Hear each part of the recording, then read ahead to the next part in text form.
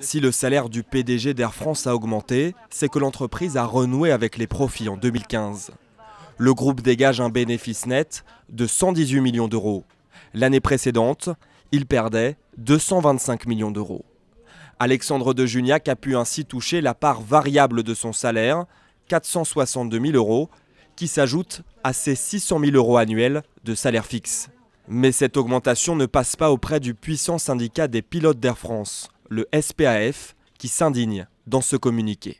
Alors qu'Air France a fait face pendant près de 7 ans à l'une des plus graves crises de son histoire, que près de 15 000 emplois ont été supprimés en 4 ans, cette augmentation aux chiffres incroyables relève d'une injustice absolue. Pour le syndicat CFE-CGC du groupe, cette augmentation est pourtant logique. Quand l'entreprise ne fait pas de bénéfices, il n'a pas de part variable. Quand l'entreprise fait des bénéfices, comme c'est le cas actuellement, on débloque la part variable. Donc, quand vous voyez les problèmes qu'a notre entreprise pour recruter un PDG pour remplacer Alexandre de Juniac, toutes les pointures de la partie du transport aérien refusent cette place parce que le salaire est très en dessous de ce qui se fait habituellement. En effet, en 2015, Willie Walsh, le PDG du groupe qui détient les compagnies Iberia et British Airways, a été rémunéré plus de 7 800 000 euros.